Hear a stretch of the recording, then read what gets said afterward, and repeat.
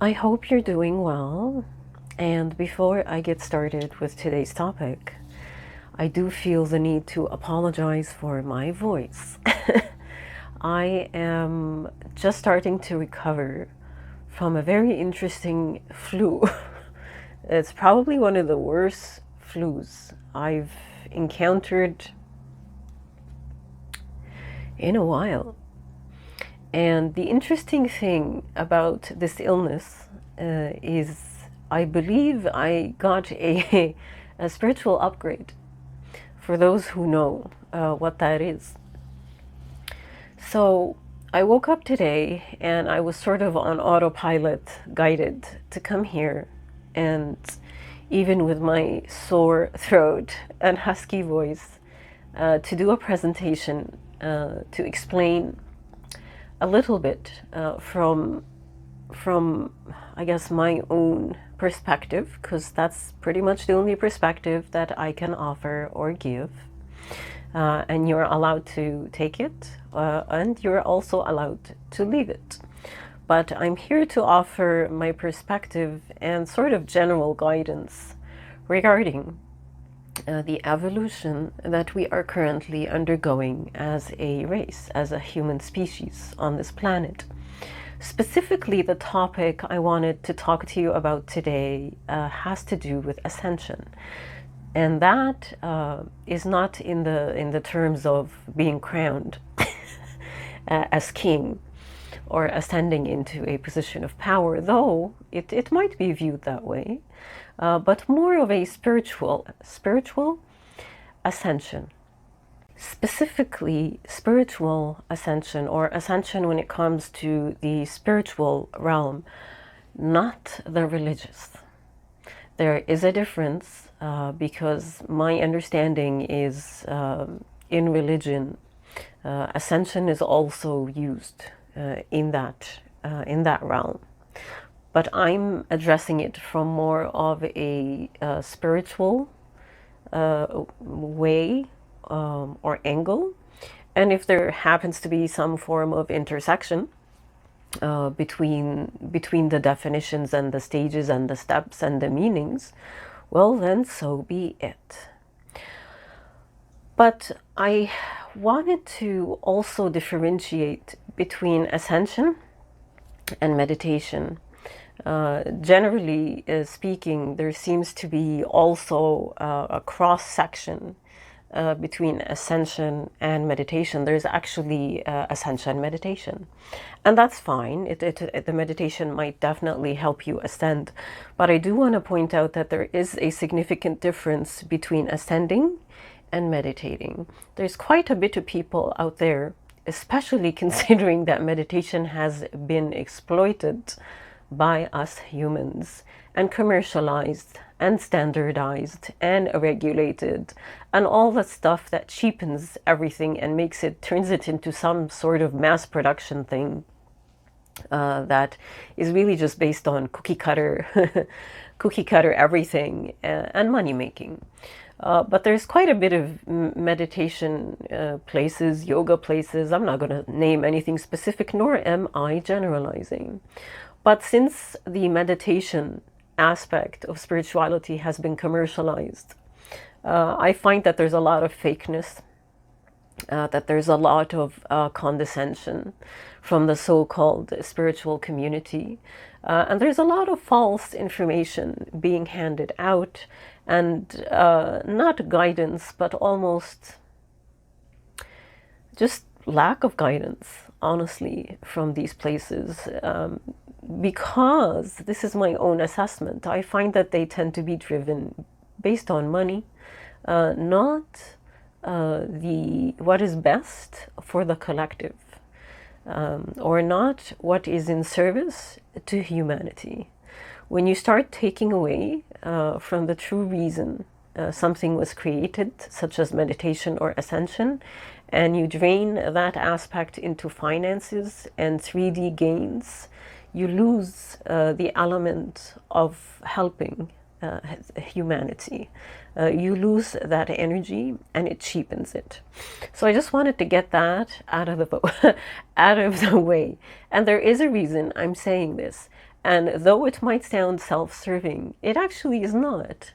If you find yourself going through any of the things I'm going to be discussing in your video, my general guidance for you is not to go out to commercialized businesses and yoga places, unless you know them personally and you've done your very diligent research and you know them to be authentic. But just FYI, even I was in Cape Breton recently, and there was an entire sort of enclosed society, like an ashram. And it was very hostile and negative. And even these places, I find they've shifted from their purpose. You're not here to isolate yourself from people and treat them like garbage when they walk into you and show condescension and hostility. But should you need guidance, your best bet is to find an independent person. When I began my ascension process in early 2020, I signed up to the Patreon of a lovely, young, very young woman. I believe she's in Australia. And it was through her that I received guidance. And she was very kind and she was very generous. You won't find the commercialized aspect where you're being consumed. You feel like you're being consumed and used. Now, mind you, we do charge prices, a lot of us, including myself in my Patreon. But how else can we make a living? We are not doing that for simply that reason.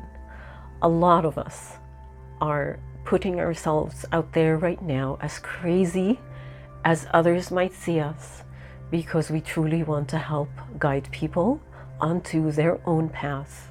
Not the right path, but their own path. Now that I'm done with my little rant, I wanted to, again, go back to differentiating between ascension, which is an actual spiritual process. It is an energetic process where you break through old traumas, old energy patterns, and you begin vibrating from where you were, which is at a low density consciousness, into higher and then higher and then higher consciousnesses, to the point that you begin communicating with whatever you want to call it, your soul, higher guidance, angels, spirit, whatever, source. I call it my higher self. And believe it or not, they even have a name. But it's not about me, even though I will have to talk a little bit about me. And then you have meditation. Meditation is the process of sitting down, quieting your mind, engaging in various breathing exercises in order to mainly try to, we as a species have only known one way of existing, and that is being attacked by thought and identifying with thought and allowing thought to gain control over all of us. Meditation is the process of slowly removing that and re-educating yourself or reprogramming yourself to understand that you are not your thoughts, that your thoughts are entities. Think of them as gremlins that we have allowed all our lives to control us. And meditation is also a way to allow your higher guidance to come through. Does it always work? No. I know plenty people who meditate on a daily basis who are quite miserable and quite angry, just like I was before I started my ascension process. So I just wanted to put that out there, that there is a difference between the two. As far as I know, I haven't done a lot of research on this, but ascension has not been commercialized as of yet. Meditation has. So pay attention to these things if you are seeking knowledge or if you are seeking support. So with regards to the awakening process, which began for me in early 2020, as soon as the COVID mandates hit, the awakening process, the way I see it, is synonymous with ascension. You cannot awaken without ascending, unless you decide to end your existence as you awaken, because the first stage of awakening is actually what I'm going to be talking about right now, and it is the stage of sadness and darkness, and it's almost like leaving a cult. if anyone out there, I've left a religion. I grew up under radical Islam, and I'm an ex-Muslim. So it was a gradual process, but the gradual process awakened you to the fact that you were following a big lie of a religion that was in many ways kind of shoved in your face. You really had not much of a choice. So that stage of sadness, that stage of darkness consumes you, and you almost feel betrayed. You will feel lost. You might sink into desperation and hopelessness. Hopefully you have a good support system around you. And again, this is why people like myself are putting ourselves out there, because not everyone has a support system built in for them. When I went through my own spiritual awakening, and it was, yes, because of the COVID mandates, specifically the face masks, that shattered my ego, the way people responded to me and the way people saw me as a threat, as a disease, the hatred that was directed at me, and the accusations, and it was just all so bad that it shattered my ego. It shattered how I saw Canada and what I believed Canada to be. And when that happens, you begin to understand that you were living a lie. And as you emerge from that lie, the first thing that happens, it's like receiving bad news. In the first, there is denial and sadness and depression. So once you pass through that stage, there is the second stage. And the second stage is, I believe I'm starting to come out of it right now, but it is what I call the chrysalis stage, or if you can think of a caterpillar that is going to morph into a butterfly. It goes and it cocoons itself for a specific period of time. And I've been in a cocoon mode for almost 3 years now. I've tried to break out of it, but I find that the interactions I have with people still cause me to go back and cocoon a little bit more and do a little bit more healing and a little bit more self-discovery and a little bit more learning. So this cocoon stage is the stage of isolation, or if you are into tarot, it is the hermit mode. And the hermit mode is where you begin to go within. So the self-discovery journey begins, and you begin to find your own light. And you begin to shine your own light for yourself. And as you do that, you find yourself not in need of the external world anymore, nor does the external world matter to you the way it used to anymore. And all of this will lead to a lot of curiosity and the need to learn even more as you shift away from what you've always known yourself to be, your likes, the people that were important to you. As you shift from that into something new, you're going to find self-discovery, even learning different things. I've said this before. I found myself halfway through the pandemic teaching myself Tai Chi, where I had absolutely zero interest in doing Tai Chi. I also found myself very much drawn to Sanskrit and understanding that entire sort of realm and what it meant, and the chakra systems and the history of this planet and the ascended masters and things that people would look at you and say, oh, you know, like it's just not the general interest. So that's the isolation or the hermit mode, and that's going to follow the first stage where you get shocked into sadness and darkness. The next stage is what is known as rebirth. And I smile and I giggle and I laugh as I say the term rebirth, because I used to carry a significant amount of judgment towards those who were religious.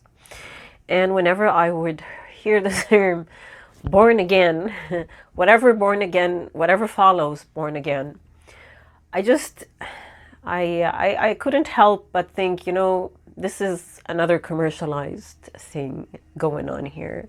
Because most of the time when somebody labels themselves as born again, this is what I used to observe before, but it's been made more clear to me now. If it is into one of the main sort of religions, with no disrespect to you, I tend to find that they become more rigid. They become more indoctrinated. They become more judgmental. And they become less connected to more people. Their connections get smaller.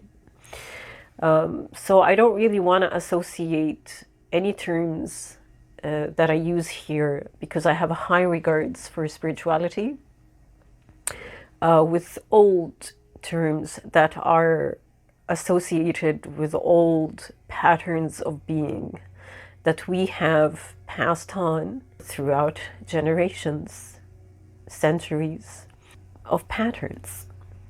I call them karmic patterns. We have been perpetuating subconsciousness, unconsciousness, probably is a better word. We have been perpetuating unconsciousness throughout this planet since man walked on this earth. So I don't want to perpetuate unconsciousness. I'm trying to deliver something very unique. But yes, this is a very long intro to the third stage, which is rebirth. And here you begin to detach. You begin to detach from your ego. And whenever your ego emerges, in the beginning, it's shaky. You're on shaky grounds because you're just learning the ropes. A lot of ascension is a pendulum swing. You find yourself, you gain a specific level of consciousness, and then you get pulled back down. And the reason for this is because you have been operating out of unconsciousness all of your life. You can't just suddenly drop it. It doesn't happen overnight. There is, I call it a gravitational pull that happens, and you just can't be aligned 24/7. It's impossible. We remain in a 3D realm that is very dense, very heavy, very fear-based. And this is a very interesting period of time where if you're an empath like myself, you will find yourself overwhelmed with energies that are not even yours. So, yeah, so although there is that rebirth, you will begin to awaken more and more and more. So you're going to continue to ascend, and the falling back won't be as much. And if it does happen frequently, it won't be as hard. And you will also begin to recognize that, okay, that's how I used to be when I was very unconscious. I realize now that I'm not aligned, that I have fallen a little bit. But that's part of what, I guess, if I'm going to use Abraham Hicks's words, that's part of the wobble that you go through as you ascend. You can't just maintain a steady pace of ascension. We're not perfect. And we're kind of just doing this for the first time. So yes, this is the stage where you realize that you've been heavily programmed and that you have been unconscious, and you begin to see your patterns. This is the stage for me that frightened me. I kind of woke up and I went into that whole depression and sadness thing. Then I isolated myself, but with the isolation, I began to see my own patterns and the patterns of people around me.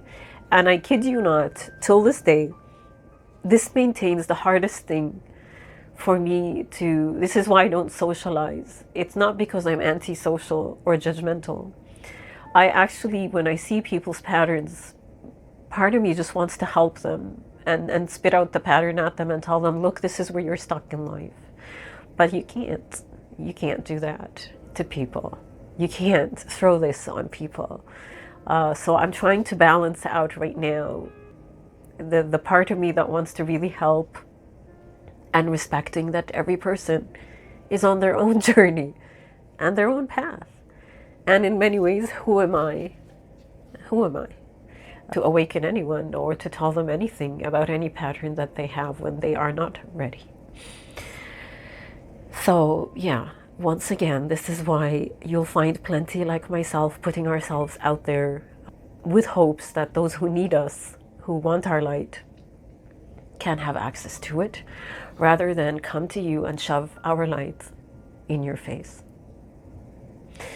So after the rebirth stage, where you begin to recognize the patterns, when you begin to go through the whole wobble, and as you begin to understand, okay, I am ascending, this is the way it is, and when you do fall back to your own patterns, you don't you don't go into depression, you don't get too upset and think, oh my God, I'm not ascending anymore, what am I doing wrong?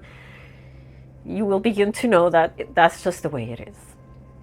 After that, the fourth stage is the stage of emergence. And that's, I guess, when you, I mean, if you wanna call it that, it's like becoming almost a saint. I'm not telling you I'm a saint, I'm far from being a saint. Though I like to think of myself as being a saint. But I have we all have our triggers, we all have our weak points. But this is when you become a literal embodiment of awareness. When I began meditating, the beginning of COVID, I would meditate for, oh my gosh, 24, 48 hours. It was ridiculous, the amount of meditation. The universe began connecting with me. Again, the universe / my higher self / source / whatever term you want to use. The universe began communicating with me, and it was a shock. It'd be a shock to the system. As you gain that awareness, as you gain this knowledge, and like you receive communication from the higher realms, and you're like, WTF, what is this? I'm going nuts.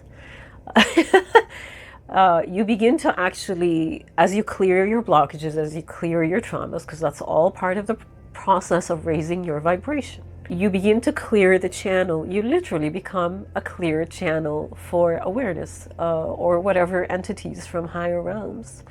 And at some point, you merge. It sticks.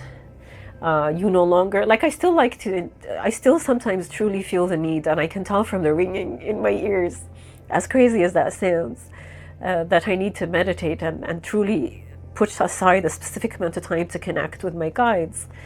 You become a walking embodiment of your higher self, of your guides. You also exhibit a lot of empathy and compassion. Although, again, you will find yourself falling back to the old patterns where you judge and you get angry. But again, as you go on, you know not to sink into anger, despair, reactivity, hate. You begin to embody grace, which is a very rare thing these days. So this gets better and better and better. The more you clear your traumas, the less reactive you become, the more understanding you are of what is happening to you. I shouldn't say what's happening to you, what's happening for you, because nothing happens to you that you didn't sign up for. As you begin to understand all of this, you become patient with yourself.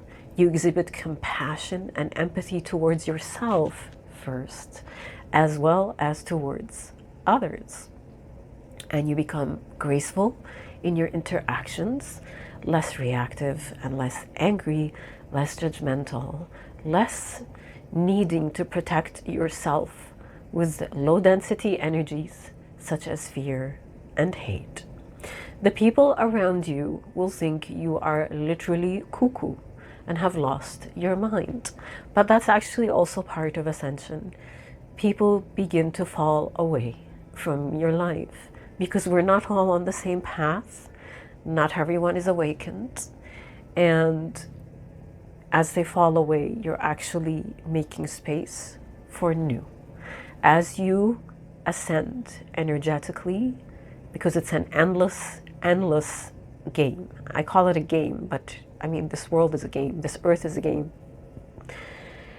As you ascend, you shed, and you acquire more knowledge, more awareness, and you shed the old ways.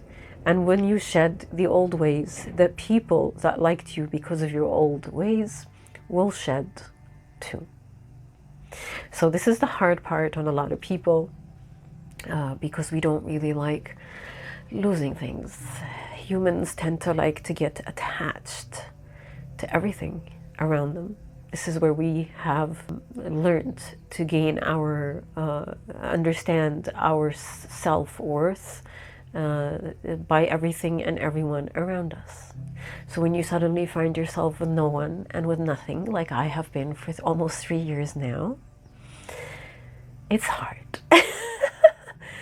But enjoying there's a difference between being alone, lonely, and aloneness. Being lonely and aloneness. When you are alone and you accept yourself and you're not afraid of who you are anymore, you begin to shine the light on yourself first. And after that, you begin to emit it for everyone else.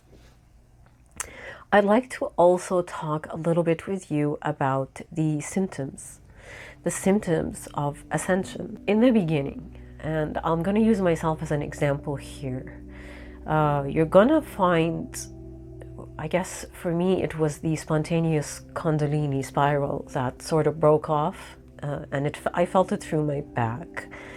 And that was associated with the first stage of sadness and depression. And it was literally that. It was an incredible, I cannot even begin to describe to you. I remember I'd be talking to my manager from my previous YouTube channel, and he would laugh at me because I would tell him there is so much energy going through me. I was literally buzzing. Like I think I was buzzing somewhere from 3 to 6 months, like vibrating. That's how much energy was being emitted from me. You literally feel like there is like an awakening and something arising. It's like a volcanic eruption happening inside of you. And it will scare you, which is again why I'm here telling you how I went through it. And because it did scare me. And I almost... like I didn't just think I was going crazy. I literally went into despair.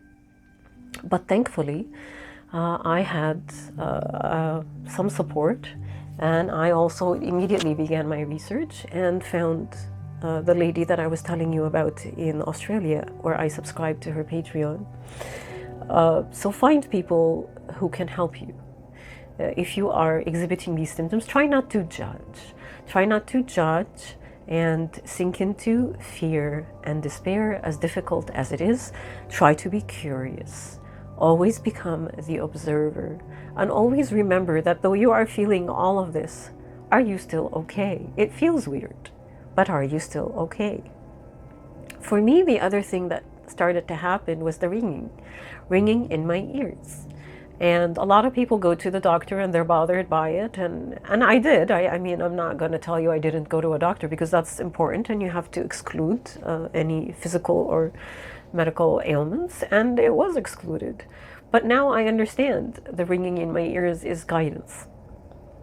It's actually how I receive a lot of my downloads. I believe the term for that, it's one of the clairs. Which clair is it? Clairaudience. Clairaudience. One of the first downloads I received from my guides was through my ears.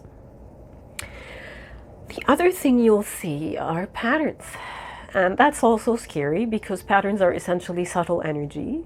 You will begin to notice your own energy patterns, and then you will also begin to see the energy patterns of those around you. And again, This will be hard because you will tend to jump and say, hey, you're doing this and you're doing that and you can't do this. But the best way is to, again, the best advice I can give you is to become the observer and just allow all of this to occur without judging it and without feeling the need to react to any of it.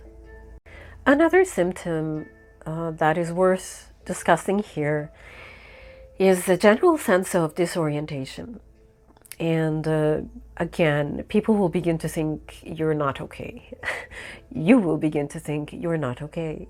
Your sense of time and place and all the things that we rely on in this three-dimensional world that we are in will begin to shift. In many ways, for me, time began to merge. I just completely lost track of time, and time didn't become important anymore. Neither did place. A lot of what we rely on to move about in this world is going to shift for you. And then out of nowhere, you're going to start encountering strange things, sort of like I did. I began seeing geometric shapes. And I will keep repeating this because it's important. I began to see very bright blue, very complex geometric shapes. I continue to see them now, though they have diversified to an incredible level.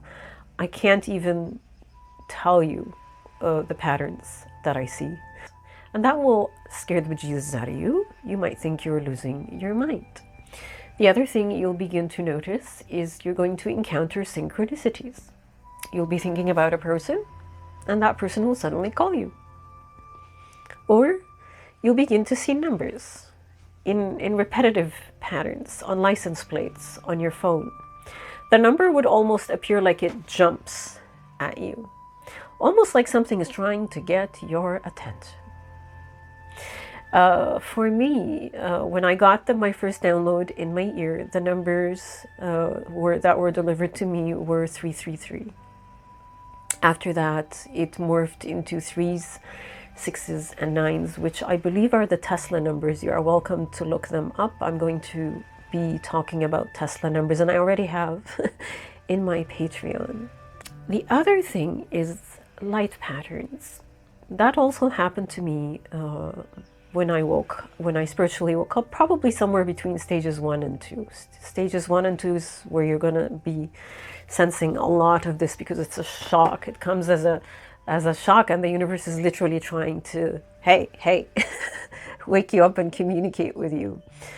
For me, when I would be engaged in any creative project, that's when my guides would come in, and I would literally see. It was amazing. I would half of my vision was deep, vivid blue, and the other half would be deep, vivid red. And it was charged with emotion. When this would happen to me, it was so beautiful and magnificent, and it made me so happy that I would start crying. So you're going to probably begin engaging with stuff like this. And the other thing is, so colors we've talked about, and light, sacred geometry, synchronicities, which is numerology, as well as sound, the ringing in my ears. Some people, not everyone wakes up in the same way.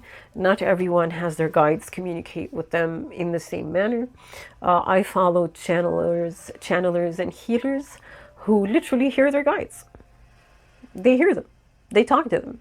Now, it's not a voice in their heads, which is the definition of some mental illnesses like schizophrenia. It tends to come from outside, and it's a very specific method of delivery that you, sorry, it's a very specific method of delivery that you will know. It is coming from your guides. The other thing you might go through is a lot of very strange body symptoms. We talked about the ringing in the ears. That sort of classifies under sound. But you're also going to start exhibiting things like spiritual flus. different skin rashes. I went through a lot of that. And for me, I would say that was associated with detoxing. When I began detoxing a lot of my traumas, and you have to understand, I'm someone who was abused for 26 years. I would literally break out into horrific skin lesions, and I just didn't understand. These are things I'd never struggled with before, and they would hurt, and I would have to seek medical attention. And but yeah, lots of skin issues. You're also going to go through a lot of very strange aches and pains. This is because of, I'm going to try to explain this and not sound too weird for people who are not fully awakened or not on their spiritual path. But when the old energetic patterns, which are very dense in your body, are being dissolved through whatever, through shadow work, through meditation, through breathing exercises, through just yoga, whatever, as you begin to break these old patterns, your physical body reacts. So your energetic body is detoxing, and your physical body actually is the house where your energetic body lives. So expect some physical manifestations as you begin to ascend. Once again, I'll remind you not to judge. It's very hard. I realize I'm actually, it's interesting because this illness that I just went through broke a very, very significant pattern for me regarding my own health. I was a hypochondriac, just like many people are. But going through this illness was a very healing process because it dissolved a lot of my own old patterns regarding my own health. And I truly believe like I gained control over that. As you dislodge all these old patterns and all these old energies, expect your physical body to manifest them one way or another. The last symptom I just wanted to talk about briefly and end this video because I didn't realize how long I was going on, but I guess I missed you guys. Waking up at very strange hours at night, almost like you're being nudged to wake up and do something. For me, it tended to be, and I do believe that that is the time interval for a lot of people, not just me, between 2 and 4. And when you wake up and look at the clock, you'll find that like 222 or 202 or 404 or 444. You're going to notice these things, which also falls under synchronicities and numerology. But when you do that, the best thing to do is not engage in thought like we always do when we wake up at night. Don't do that. The best thing to do is meditate, or focus on breathing, or watch, counting sheeps or something until you fall back to sleep. Before I finish this video, there's one other general sort of guidance thing that I wanted to throw in here with regards to ascension. Your energy, which is your life force energy, will become the most important element in your life. Nothing else will matter. Not your job, not your family, not your relationships, not money. Your life force energy will become the most important thing, and you will guard it and protect it like nothing you've ever guarded or protected it. Now, you're not going to be selfish with it, but you're going to understand that if you've honed your craft and you're planning to serve humanity, that you need it preserved. So I'm going to give you general tips about things that drain your life force energy or your energy, and things that charge your energy. Social media and the screen, the TV, whatever screens you're watching 24/7, drain your energy. Not having boundaries, very, very clear boundaries, not rigidity. You don't have to be nasty to people, but knowing your boundaries and respecting yourself and not allowing people to trample all over your boundaries is very important, and that preserves your energy. People pleasing will drain your energy. Gossiping will drain your energy. Exposure to sunlight will charge you. Although I have to say something, right now I think we're getting hit with a lot of solar flares, and there's an eclipse that's about to happen. For me personally, whenever I get exposed to sun, because I do get charged, patterns emerge. So you might fall under that category, but understand that that hit that you just got of light is probably dissolving a lot of shadows within you. So do expect that. I actually used to, like last week, I was sitting under the sun and I would just start crying. And that's important, not to judge. Don't judge yourself. Allow the emotions to pass through you right now. So yes, exposure to sun will charge you. The other thing that will charge you is healing frequencies, music that will nourish you, not WAP. Yeah, that's, I actually think today's music drains someone's energy. Stay away from mass anything. Like I was talking about in the beginning, cheapens stuff. Time with your pet will charge you. So I hope these things give you a general guidance. I hope my video wasn't too long. And for those who were asking about my twin flame story, I did record it. Yes, it turned out to be quite long. I think it was just under an hour. And if you're going to go subscribe to my Patreon in in hopes to watch that my twin flame story, it would be the third tier that you would have to subscribe to. And I would like to state right now that I shared my twin flame story in quite the detail. And the reason I did that is because I wanted people to know how hard and how low some of us had to fall in order to wake up. Don't judge yourself. Don't be cruel to yourself. Don't be angry with anyone. And remember that nothing happens to you, but rather they happen for you. Thank you